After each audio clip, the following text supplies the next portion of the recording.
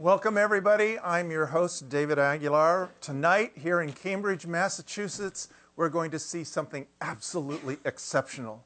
In March of 1965, astronaut cosmonaut Alexei Leonov stepped outside of his spacecraft for the very first time to become the first human to do an extravehicular activity outside of a spacecraft. At that moment, his spacesuit became his spaceship. And 10 minutes later, after setting history, he tried to get back into his spacecraft. He couldn't do it because his spacesuit had inflated and it was now bigger than the entryway to his spacecraft. He made it, but it showed that spacesuits and the way they needed to be built differently. They were not like suits we would use underwater. Tonight, we have Dava Newman. She is the Director of Aeronautics and Astronautics and Engineering Systems and Director of Technology and Policy Programs at MIT, and she is going to show us, just possibly, the spaceships of the future. Dava?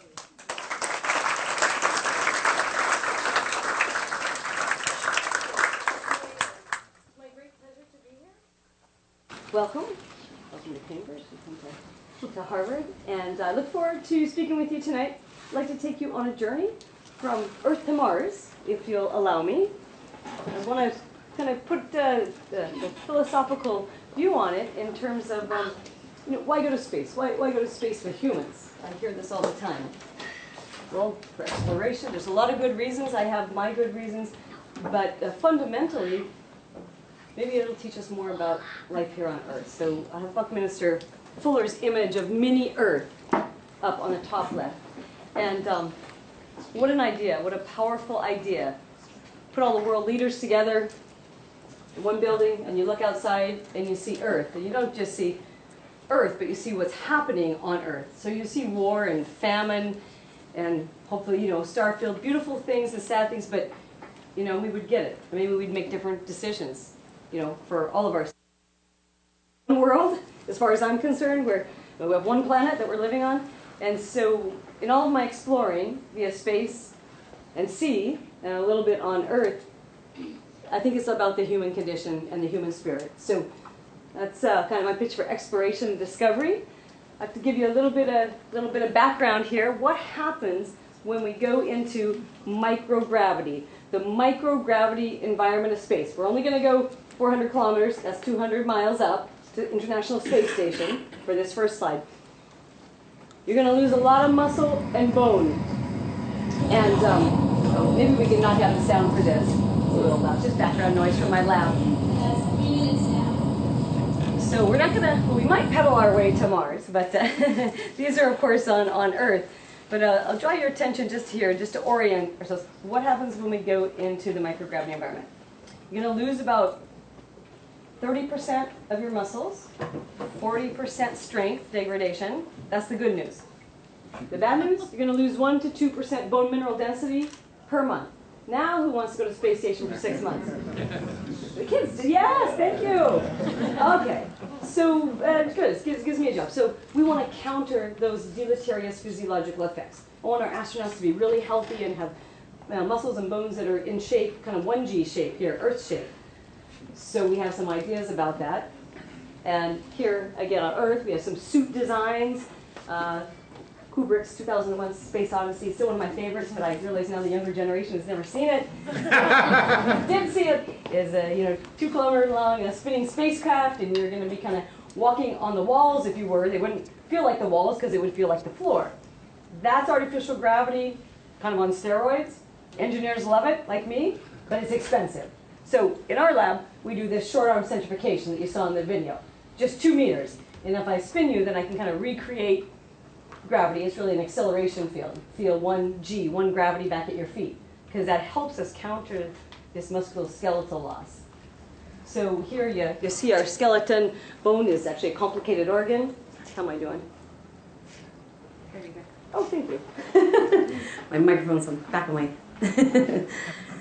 dress here, so hopefully you can hear me. So anyhow, here's the bone loss we were talking about, and it doesn't stop. So I had 1 volunteer for space station, and but now our Mars mission, that's about 4 years.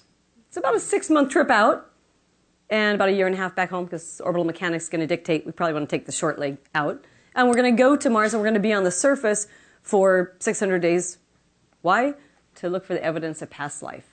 It might be 4 billion years old, but it might be, dead, fossilized evidence, perhaps, of past life.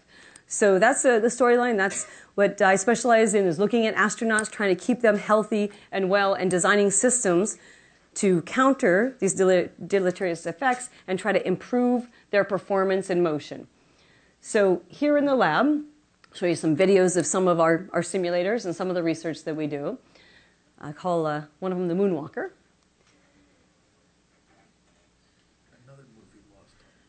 So here's one of my wonderful graduate students. He's just running on a treadmill. That's, of course, at 1 gravity level, Earth gravity.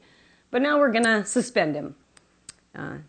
Some of this work was done early with the collaborators here at Harvard, so we call that the Moonwalker. Now he's loaded for a 1/6 his weight, 1/6 gravity. That's on the moon. If you put him to Mars, it's 3/8. Let's just call it 1/3. Now, since spacesuits are $10, $20 million a pop, I don't have a lot of extra ones lying around my lab, so we build these carbon fiber legs and we dial in the stiffness. We dial in the same stiffness as you would feel in a big gas pressurized suit. But I'm taking energetics and looking at some of the measurements of how hard essentially it is to work in a suit.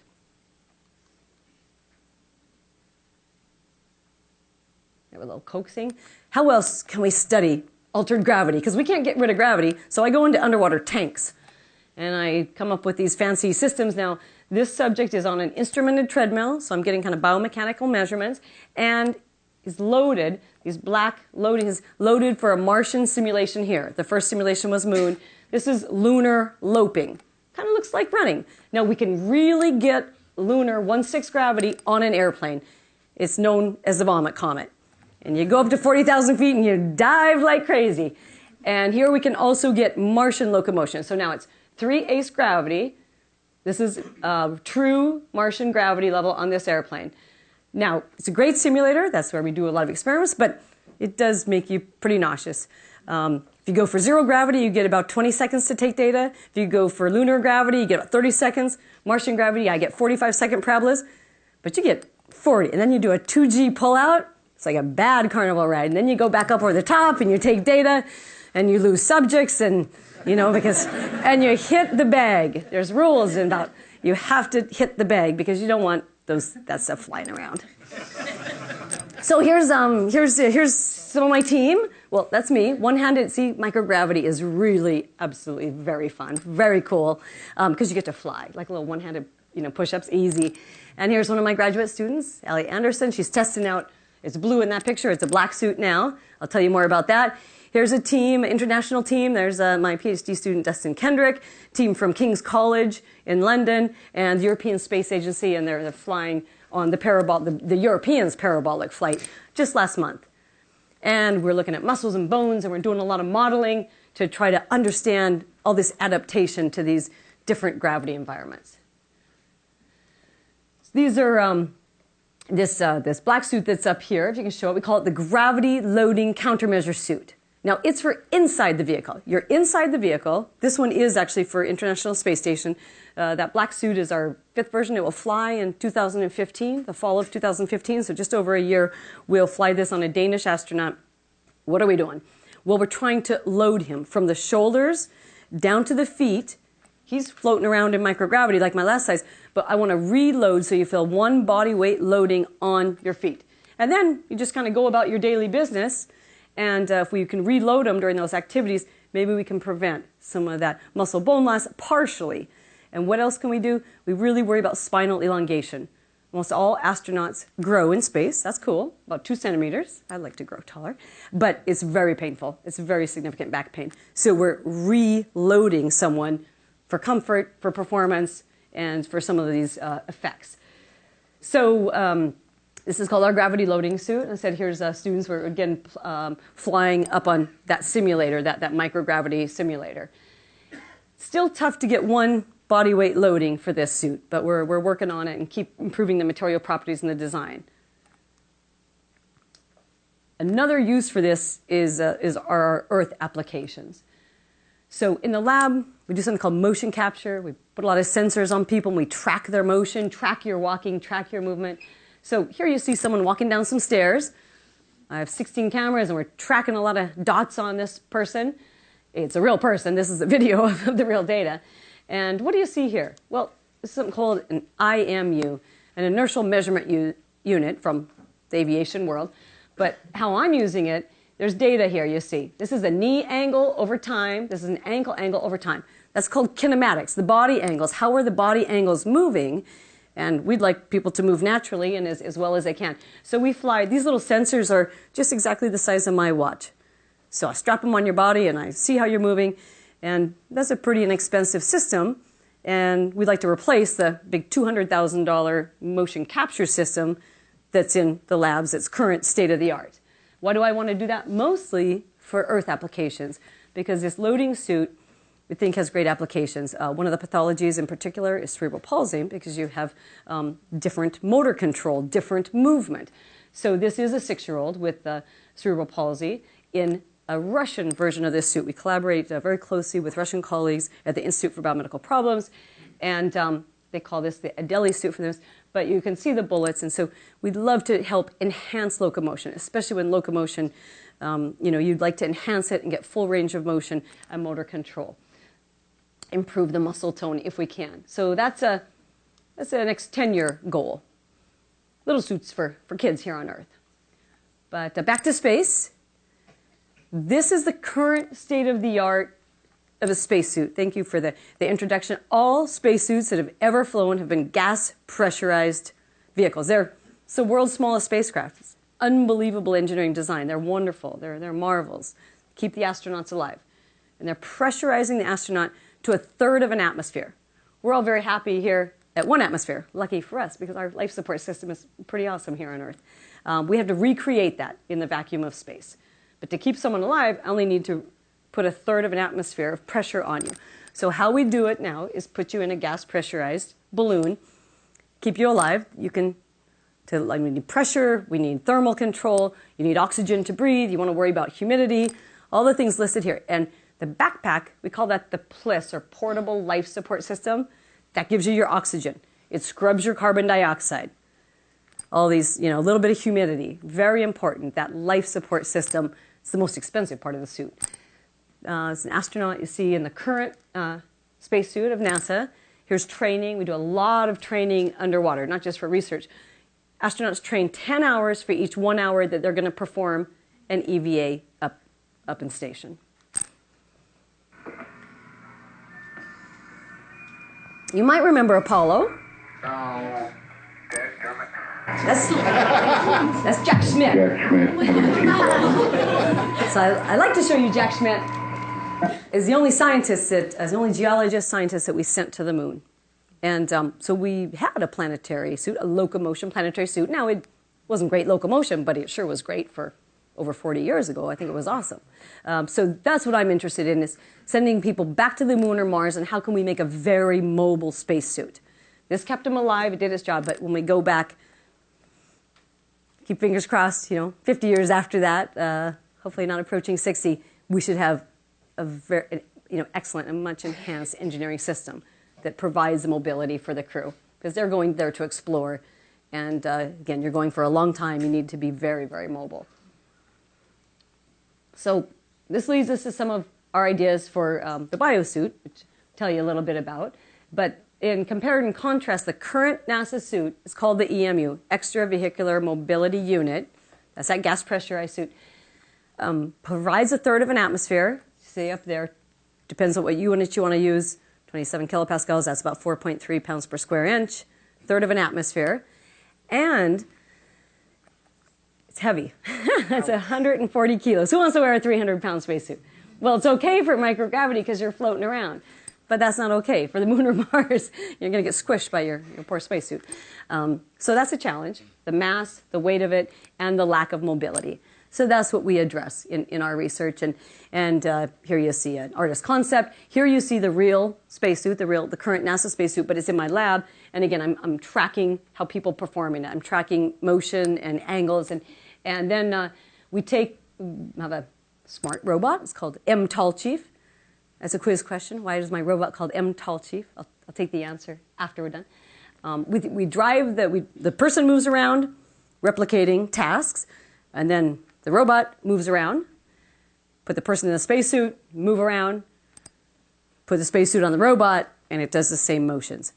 It has high precision optical encoders at the joints, and I can tell how hard you're working.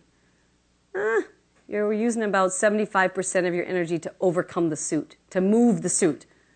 That's no good. I want you to get your work done and dig on the Martian surface. So I want all of your energy to go into your exploration, not overcoming the suit. So that's the big disadvantage of a non-mobile gas pressurized suit. So that's what we study. We'd like to change that. I'll show you a little bit more what we study. This is another quiz question. See if you know the artist and the name of the image on the left. You guys are so good. I ask this to my MIT students all the time, and sometimes I don't get answers. Okay, now, anyone know on the right? I don't expect anyone to know that. That's one of my graduate students in Arizona in a spacesuit with a head tracker on, at nighttime. It's a nighttime spacewalk. It reminded me of the Duchamp. So now let's talk about engineering and design, and I'll tell you a little bit about some different projects. This one's actually really just come to fruition. So again, still the current state-of-the-art spacesuit. See some images here, but it's injuring the astronauts during training. We have 23 astronauts who have had major shoulder surgeries due to, the suit beating them up, unfortunately. So they're the right stuff, but you want to prevent that. So we study that, and I'll show you this picture here. It's called a hard upper torso. It's a fiberglass shell that's in the current suit. This is called a pivoted hut, and this is called a planar hut. It's a little hard to see here, but they're very different shoulder designs. We don't have injuries in the pivoted hut. You give someone their natural mobility in the shoulders, they do pretty well. Again, you're underwater, you're training inverted, you're upside down, you're training hours and hours and hours thinking about, repairing that Hubble Space Telescope. So it's really pretty hard work. The planar hut is the new only flight qualified hut. Planar, as the definition meaning, it's much more of a plane on my chest rather than a pivoted one. It's causing a lot of injuries. So we're studying that. We want to know what these hot spots are. Where in the suit, where's the suit beating me up, right? Where's the wear and tear of the suit? Kind of depicted there as hot spots. So I want to highlight the work of my most recent student, Dr. Allie Anderson. She's defended yesterday. So she's a very new doctor, just like our colleague who was introduced here. And this is in a collaboration with Harvard. So we want to map, no one's ever measured the human working in the suit, inside the suit. So I'll show you some pressure sensors. This is kind of the technology behind it. But we make these pressure sensors. I'll jump to show you a little bit of the details here. This is really Rob Wood's great work here at Harvard. So we collaborate with Rob and his folks. We make these sensors, show you them kind of in action, and then we've come up with the application in a suit. So she calls it the Polipo, because that is Italian for octopus. And so you see this sensor system here. So low pressures, what do I mean by low pressures? From 0 to 50 kilonewtons. So again, trying to map the human moving inside the suit, and then when I come in contact with the suit, can I measure that? Can I test those measurements? So then we put it into a shirt here, and we have all these sensors, these distributed sensors, very, very low profile. They're flexible, and they go all over the body. And that took a few years to do. We got the system up and running. And here it is at NASA.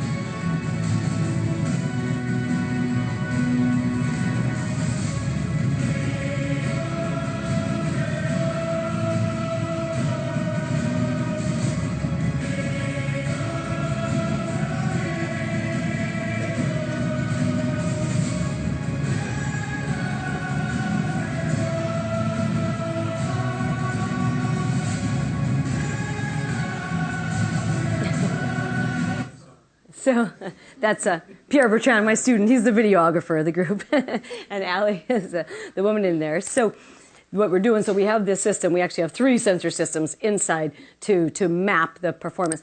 This suit that you see here is a gas pressurized suit. It's called the Mark III. It's NASA's most advanced prototype suit. demonstrating much better mobility than the EMU, than the one on space station, but much less mobility than we're trying to achieve through our designs. So that is the most mobile gas pressurized suit in the world today. And you still see it's semi-mobile, you know. You're not going to go run a 10K in there, right? Okay, so, you know, onboard sensing to map the person. Now what I'd like to do is show you a little bit of data. And so this is going to be an animation. Let me explain it before I'm going to run it. So these pressure sensors, as I said, they're all over the arms trying to look at the motion. And so you'll see the subject here in the Mark III. And there's going to be a little graphic here. And it's going to, yellow goes here. It's going to show you which sensor is kind of highlighting and where I'm interacting with the suit and then how I'm moving the suit. And you can see some pretty higher pressures up here, some peaks here. And then you can see when you do this motion, pretty much all the sensors are firing. We did simple joint motions. Okay, I'm flexing my arm, I'm extending. And then the kids will like this one. The students, this one where you go like this, a cross-body reach, they call that the reverse Macarena. So they do that. So you get all, you know, you get pretty good mobility out of that one. So let's see how the data looks here. So stop. So, you know, across the body, can I reach my other hip? We take it for granted. You can reach your hip. That's a hard thing to do in a spacesuit. It's hard to get your hand out in front of you. So up, over. It's real hard to scratch your ear in a spacesuit.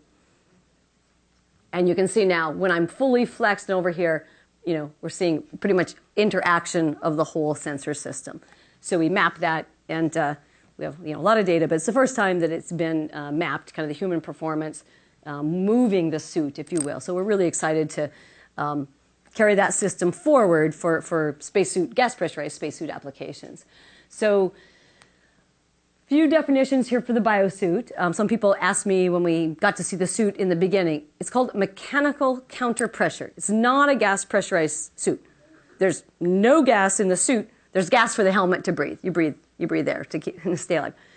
But the pressure, the 1/3 of an atmosphere pressure that I need to put on you to stay alive, the pressure component is here. It's the suit. It's mechanical pressure, mechanical counterpressure. It's pressing right on your skin. You have to do that constantly for, you know, 1/3 of an atmosphere. That's the trick. That's the design trick. But we think we can do it. It's technically feasible. I'll show you some of the data and tell you about how we think we can get there. And then, as I mentioned, all of our suit designs and our patterns and our custom suits always have applications here on Earth as well, biomedical applications here on Earth. This, in the background, is a big thing called an infographic, and it's a big poster I have in the lab. This is just part of it. It's too small to read, I know, but this is human history of spacewalks. So all these little dots, that's one. We do spacewalks just like you do diving with a buddy. So you go out of the craft. So here we are building International Space Station. We've done over 500 EVAs, spacewalks in human history. NASA, Russia, European, all of them. Here's Mars. I had to change scales. Just our first Mars mission, to go there and explore 600 days on the surface of Mars, that's over 1,000 spacewalks or EVAs. So we need a new suit. We need a different system. This is, I love the work of Dr. Paul Webb. This is called, we don't need the sound on this. It's low. We won't be able to hear it. I'll just, yeah. If you can turn the sound down, that'd be great. It's NASA's designers saying, they're reviewing this space activity suit. This is 1971. So Dr. Webb is a physiologist. I think he had a great idea. He's the first one that came up with maybe mechanical counterpressure. Since gas pressurized suits are so immobile, what if we pressurize the person? And he didn't have the materials that we have today. Matter of fact, spandex hadn't even been invented yet in the early 70s. So here's dressing on, he uses 6 layers of material in this space activity suit. And had great mobility, as you saw. You'll see the person just, has really great mobility. The reason NASA didn't go forward with it and fund it is because you can't dress yourself. In spacesuit world, we call that donning and doffing. Putting on my clothes and taking them off. Donning and doffing. And it takes 2 people to help you get dressed in the morning. And you don't have those 2 buddies on Mars. And they definitely don't have enough time to help you get dressed. So we're kind of squeezing them in there. And it's tough. They get there, but, it has to take some time. They're still trying to squeeze them in, zip up his seams. get his arms in there, and then you'll see a gas pressurized helmet go on, and that's very similar to this design. So again, mechanical counter pressure, pressure to the body, the suit body of it, and then with a gas pressurized helmet.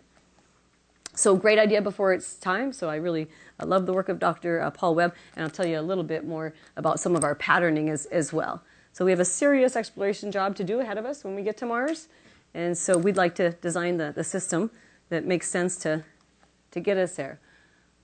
Oh, so this is just for fun. Now, Edna, I love little Edna, she's saying, darling, and it's fire retardant.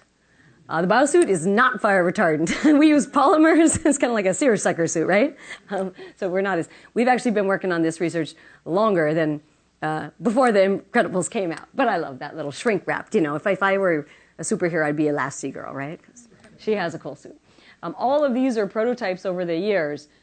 Really creative. Here's Paul Webb's suit. But there's been some really creative. So when you think of a spacesuit, don't just think of a white kind of Michelin man. There's been some really interesting research on prototypical suits. They haven't flown, but I think some of the best ideas come from some of the research and some of the prototypes. Kind of a hamster cage idea before pre-Apollo, way back when. So I want to tell you a little bit about the design.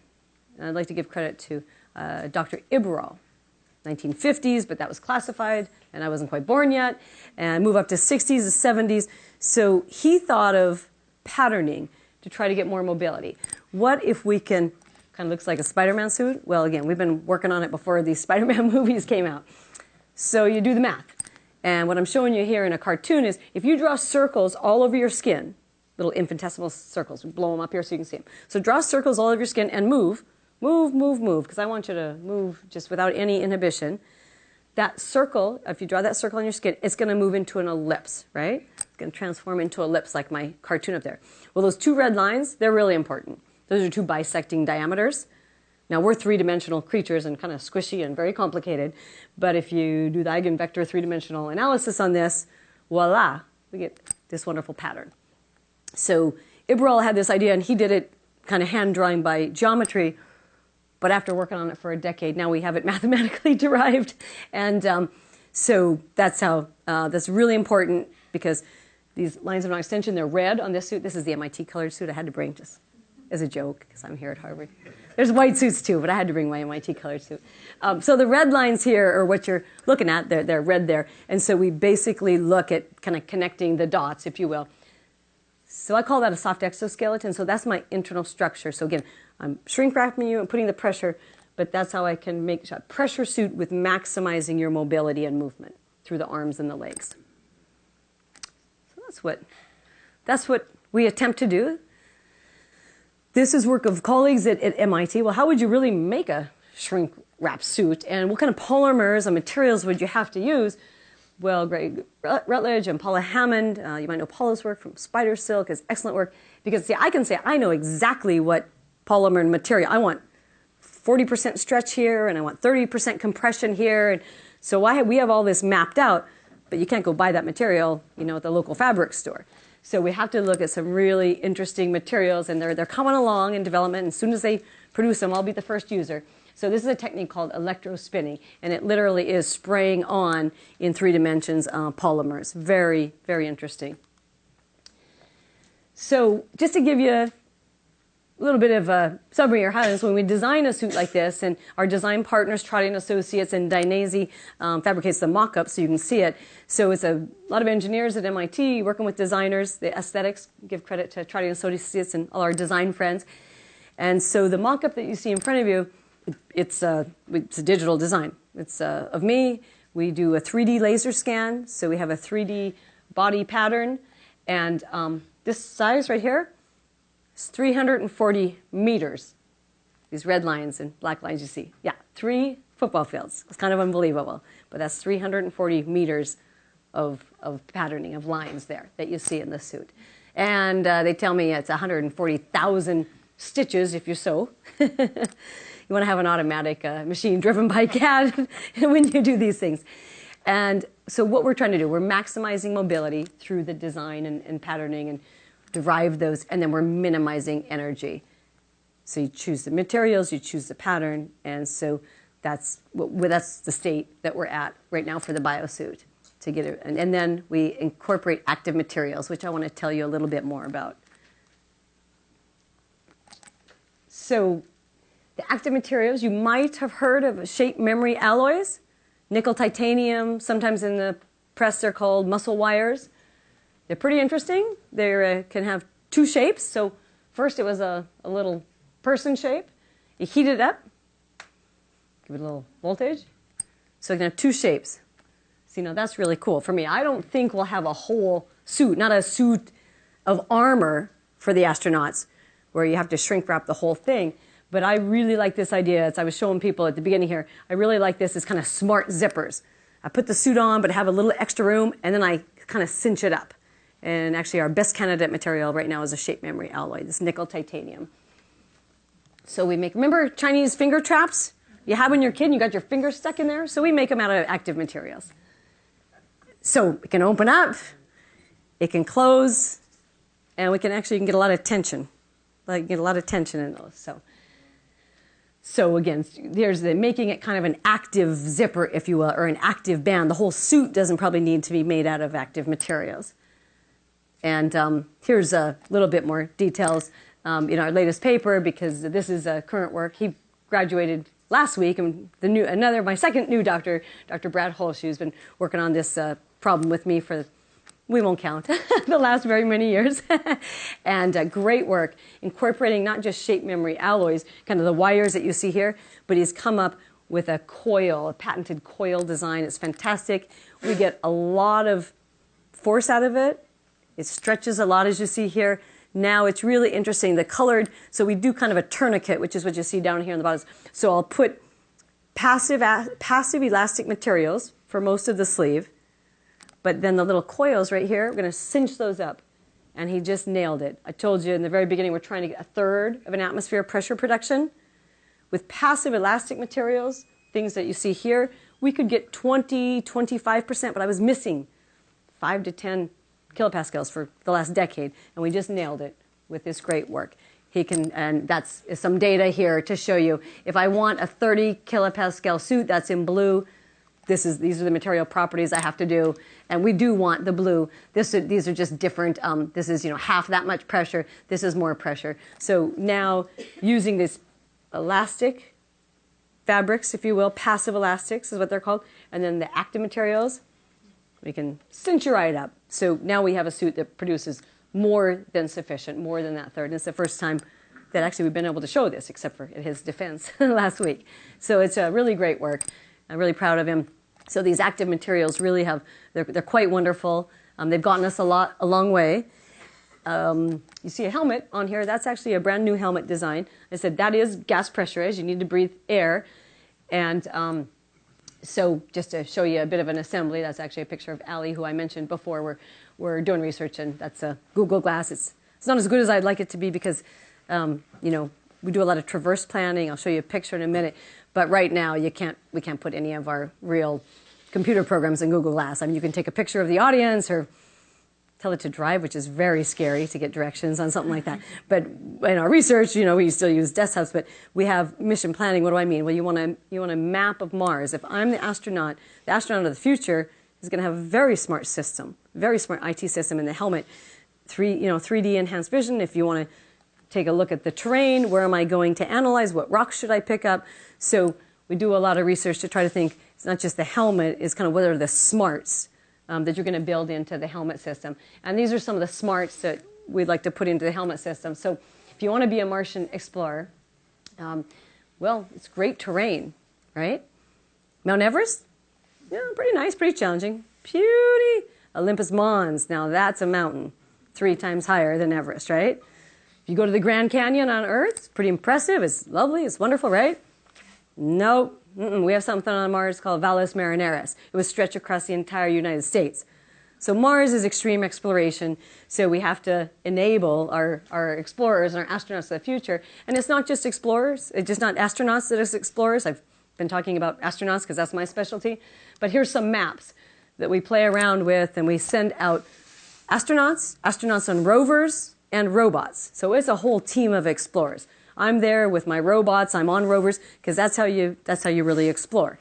And everyone has capabilities and can take data, and I can make decisions. And so it's a whole team, it's a whole cadre. So we go out in the field and we practice and rehearse, and we see how our systems are doing to see, can we really do this right? And practice here in analog field stations on Earth. And Earth has some interesting places, like way up in the Arctic, Idaho. Is that too remote? We'll be in Idaho this summer because the space science, the volcanic formations are fantastic in craters of the moon. And we're there as a support team to, kind of simulate what the astronauts would be doing, because it's not shirt sleeve science. I got to strap on suits and heavy suits and say, your work's going to be really much harder. Okay. Then coming to the end here, to leave plenty of time for questions, one of my biggest thrills has actually been the publicity and the press we've gotten, unintentional. I'm a researcher, pointy-headed academic, and we're trying to do the best we can. But the BioSuit's gotten a lot of press. And the fantastic part about that is for all of you young kids in the audience. It's great for our older folks too, and welcome. But if I can get kids excited about exploration in space and really just about education in general, I don't call it STEM education, I actually call it STEAM. I put the arts in there because I need everybody. I need everyone to study science, technology, engineering, arts, and math, because all I know is we have some big challenges. Some of them are maybe exploring distant planets, but there's a lot of engineering challenges I have right here on Earth as well. So I'm here to recruit all the young people, and they think, space is cool, and spacesuits are cool, and design is cool. That's been really fun. And we were on Wallace and Gromit. I don't know if you're claymation fans, just in this height. So I'm happy ever since, right? I love claymation. I love Wallace and Gromit. So it's really fun to, I've watched all the claymations, right? It takes us 10, 15 years or more of research to design a Mars spacesuit, but it takes them years, and they're really small. If you meet Wallace and Gromit, they're only this big. They're real small. I think this is actually my slide. So where's a little view of the future, if you will, looking out. These are, as an engineer, we look for technologies, we develop some of them, we pay attention to what else is there. So it's kind of my list of things we're looking at right now. We call it reconfigurable hybrid humans. What does that mean? Well, we're at a point, I think, in some of our designs where the human capabilities and performance and then the machine, if you will, or the augmented performance, we just work in parallel. We just work right together. So that's what we mean by this concept of hybrid humans. Superhuman performance, how high can a person really jump? We know about professional athletes, but how high can I jump? If I put some, kangaroo springs on with technology, maybe I can slam dunk a basketball. I was a basketball player in college, and you can see I'm challenged vertically. So I still have the dream. I have to make myself some springs so that I can slam dunk. And we're working very hard. Again, our BioSuit is essentially a soft exoskeleton with active materials. We're pushing in those directions for the research and for the research of the future. I want to leave you with this images. I'm not sure if you've seen it. I hope you jump on YouTube after this.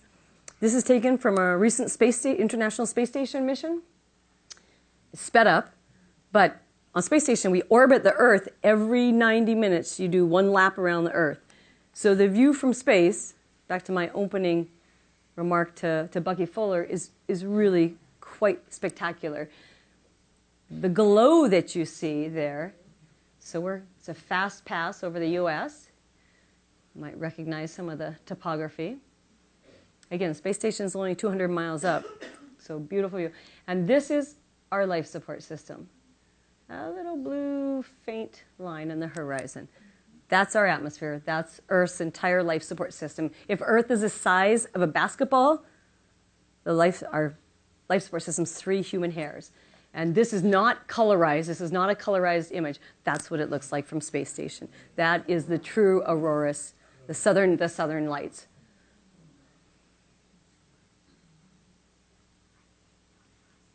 Again, looking very closely there at the atmosphere and the beauty. It's very, very beautiful to fly over Earth and see.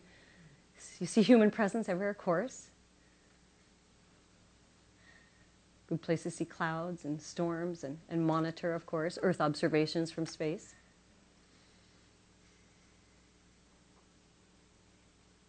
These are solar panels. There you go. You can tell where we are. I'll be on a plane momentarily, right there.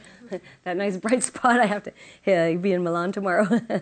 So I leave you with that image. I think it's a beautiful image of Earth. We call it Spaceship Earth. That was coined by Buckminster Fuller. We're all in this together.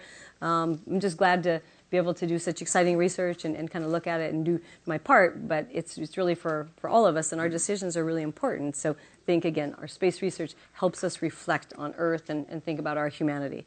So I appreciate your attention. I'm more than glad to, I think we have plenty of time for questions. Thank you, Dava.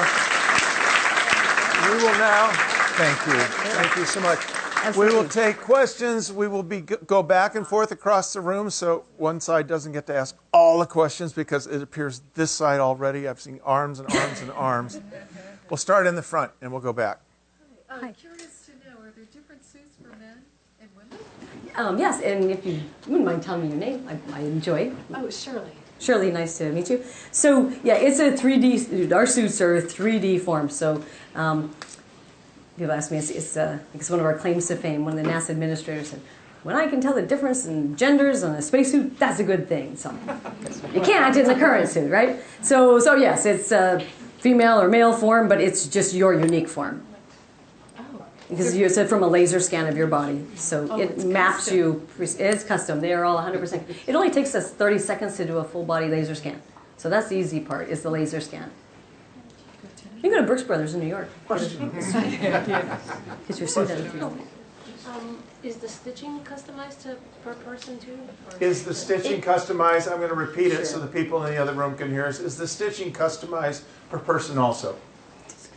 Yes and no. Yes, the part is that the patterning comes, we scan you, so I know your body, and then those kind of mathematical analysis that I showed pictures of, that's that done, and then does it scale, but you get your own. So everyone's going to be kind of the same. These red lines are going to be in the same way, if you will.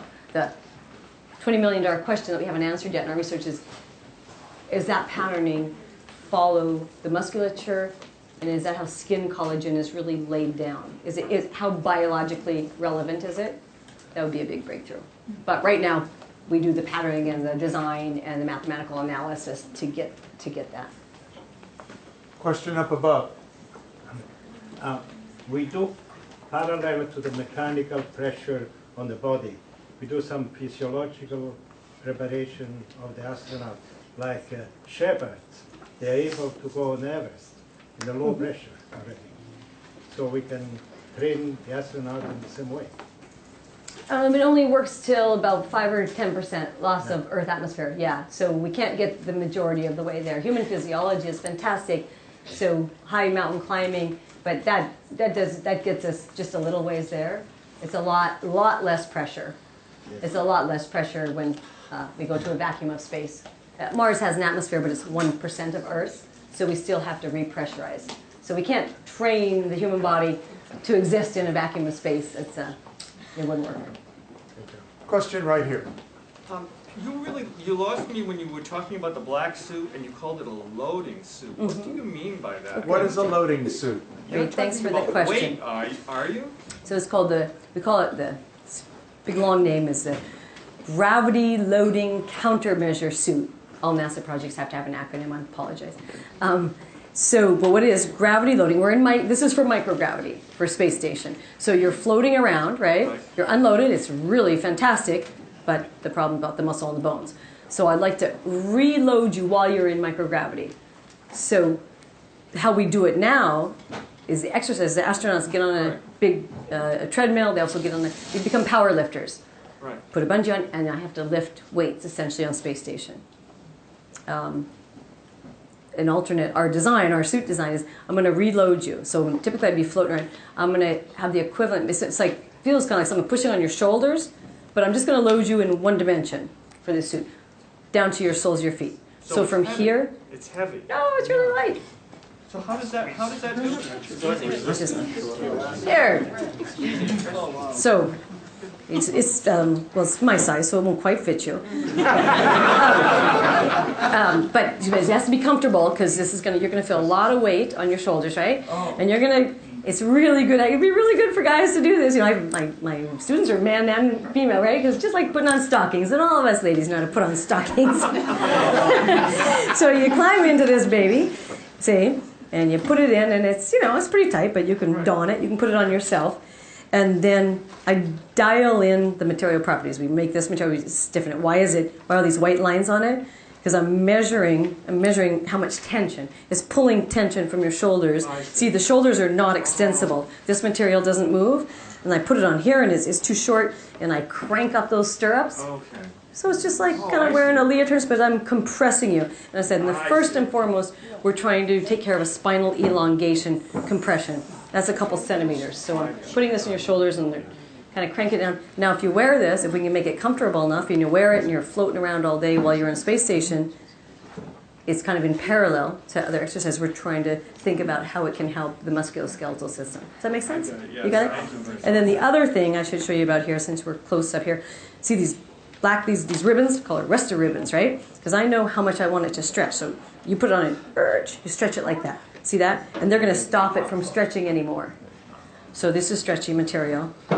It's all black, so it's a little hard to see, right? And then that arrests it. So kind of dial in the longitudinal amount of stretching that I want the suit to impose on you. And you're going to feel it. You have to wear hard-soled shoes. Carbon fiber soles is what we use, because it's going to be equivalent of one body weight. 700 newtons, 550 newtons, whatever you are, 100 pounds to 200-pound people. So you're going to have that loading through your soles, all the way down, all the way down the Question bottom. from up above. I was wondering, for the suits, you said that it's one suit for one body. Mm-hmm. But what happens if you have a long mission and maybe you can lose weight or gain weight, or your body might change? Right. So how It does a little bit, and people Let me up to... repeat for the other room. What happens you. on a long mission if you start losing or changing your weight? Will your body suit still fit you? Yeah, so we think we can take about 5% variability, but you want to stay, can't gain and lose too much. And it turns out a lot of astronauts actually do lose some weight, because you don't have so much fast food up there, right? You don't eat too much, you're working hard. And you have a totally redistribution of your fluids in space. So all astronauts get chicken legs.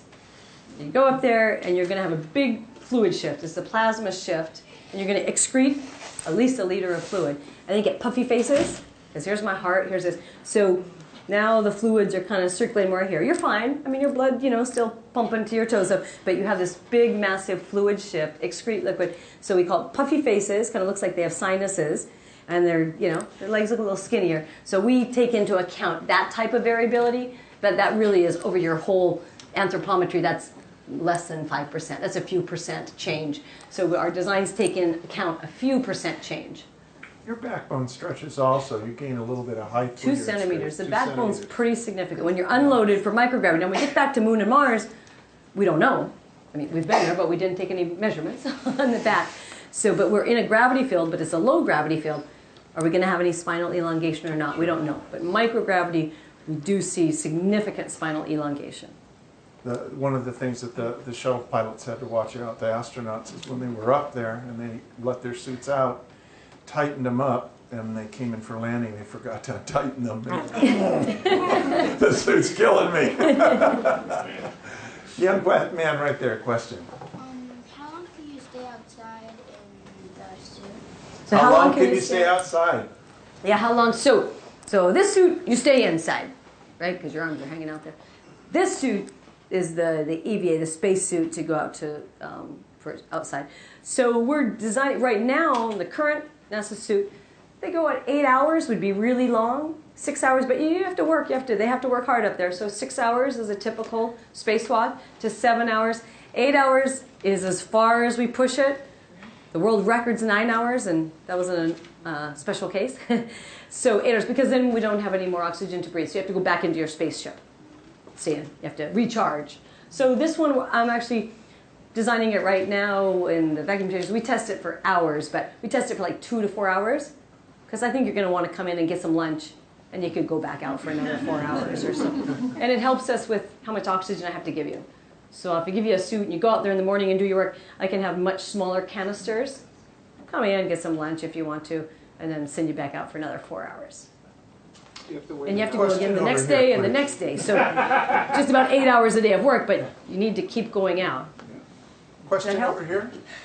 Can you talk about the technology that you're doing for the hands? Because all of the old imagery, the hands are so bulky. And yeah, it's a great question about the hands and glove design. So we actually have a new glove project right now. We haven't worked much on gloves in the future. We kind of divided up different university partners. So we've concentrated on the suit, especially the BioSuit for mechanical counterpressure. There are some mechanical counterpressure gloves that have been designed out of the University of California, San Diego. And as you might imagine, they're tight and fitting. They're pretty darn mobile. The hand, my degrees of freedom in my hand, right here, it's phenomenal. It's truly phenomenal. So it's almost as hard to design a glove as it is a whole suit with the amount of mobility that you want to impart. And if you go back to the Apollo bloopers, I call those, falling down, that is the #1 complaint by far. What's wrong with spacesuits? Terrible gloves. Give me hand mobility. Injuries, I told you about how we're studying injuries. We study shoulder injuries and we're mapping. Well, we've already studied hand injuries. It's all nail delamination, fingernails fall off, things like that. It's not so, it's like running the marathon. Your toenails fall off, but it's excessive. So we do not have good mobile gloves. Question way in the back, the lady in black. Yeah, thank you. I wonder, the suit over there is very thin. I wonder, can the astronauts in the suit stay in the space and they don't feel coldness? I think probably you have thicker coat for the astronauts. Right. So So yeah. So I can read. So the question is, does it also give me thermal control? How is the astronaut going to get really cold? Because this is really thin material. So yes, we're trying to make it as thin as possible because that's again how I give you maximum mobility. So this is a pressure layer. This is the pressure layer of the suit. It turns out that we've already tested these black lines here. They're gold in some other prototypes, like pictures you might have seen. We can give you thermal comfort, about 10 degrees comfort. That's what we do in this BioSuit. And then you're going to wear an overcoat, really a space overcoat, because you have to keep warm at plus or minus 200 degrees C, depending if you're on the moon or you go to Mars. But it's quite a large temperature range, hundreds of degrees Celsius or Fahrenheit at that level that you have to control for. But we don't do that in the pressure layer. As soon as you do that, like in the current design, you limit mobility. So one's a pressure layer, try to maximize the mobility, and then you put a thermal coat on. The good thing is that technology is pretty much here. I mean, we explore in Antarctica.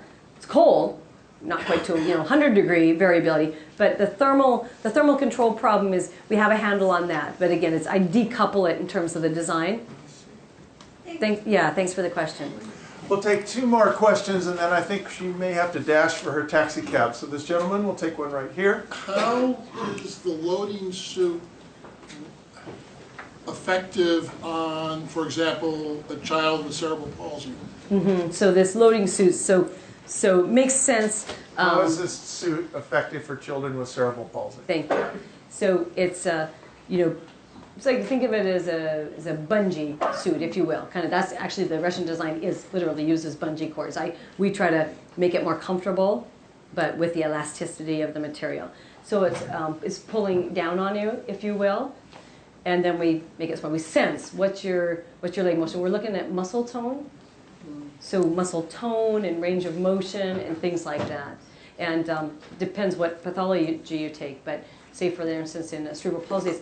The muscles really stiffen. I know I'm no expert in cerebral palsy, but we have very nice experts in Boston who tell me, about the disease itself. We can't cure the disease. We want to make an enhanced locomotion environment for some folks. And so we think about range of motion and muscle tone and kind of think about it as a kind of a supportive system, but also allowing you full range of motion. And like I said, that's the next 10-year project. So we have more work to do for sure. Is that Adeli suit that I showed, that I mentioned was a Russian suit, that is a commercially available product in Europe for CP therapy. You get people moving their arms and legs, and it's kind of like a workout suit. You're kind of moving against some of the resistance, but you want to get full motion, and then you want to be moving and exercising the legs or arms or the muscles. Does that answer your question? Another question up front here. I'm curious, two things. One is, it sort of ties on to the musculature. How much physiology, obviously, goes into this, and how deeply do you go into, say, musculature? And the second part of the question is about astrobiology, and where does that fit into this, living in extreme environments? Okay, great question. So how much physiology and how much astrobiology? So for an aerospace engineer, I know way too much about the skin. I mean, we didn't set on it. I always wanted to study astronaut performance in humans, but I'm an aerospace engineer, so I use, control theory and dynamics and model the human and things like that. But we took a deep dive, and it became fascinating, and we just kind of kept diving and patterning, and now we have, I didn't show you our latest data there, but for the patterning, now we can measure the pattern about 1 millimeter, I have 1 millimeter accuracy now on my skin maps. And then in the engineering part of it that I understand, that strain and stress, and I think, oh, what material will give me a second skin? I call this BioSuit a second skin design. This is one beautiful organ. What a design. Master designer, if I could just replicate skin. It's pretty amazing. So again, like I say, but from an aerospace engineer, I do, the graduate course I teach is space biomedical engineering. So it's quantitative physiology. I don't do anything at the cellular or molecular level. That's for other folks. As an engineer, I kind of use engineering tools and research approximation and delve into quantitative physiology. I study whole body performance. And then the other one, astrobiology, is great. I'm fascinated by it. That's not my expertise at all. But we team up. I have fantastic... The reason I ask that is there any applications for this for deep sea? Well, deep sea, I'm a scuba diver as well. I mean, exploration to me is space and sea, so I don't... Well, astrobiology I meant because the deep sea vents are extreme environments. Yes. Yes. So, yes, I do have a very new funded Navy project, because guess what? They told me, hey, it's like a man in a can, they call it. They're in a big robotic can, and they have no mobility. Well, you'd like to be swimming down there. Now, so the mobility aspect and designs probably work. The pressure production, space, it's a vacuum, so I need to pressurize you. In deep sea, you have plenty of pressure. The problem is when you come up and you don't have enough pressure. So we don't need pressure garments, but we do need the, I think, kind of second skin mobility type of systems have really, hopefully, fascinating undersea applications. So we're taking a look at that right now. I'd like to thank Dava Newman. Thank you for coming.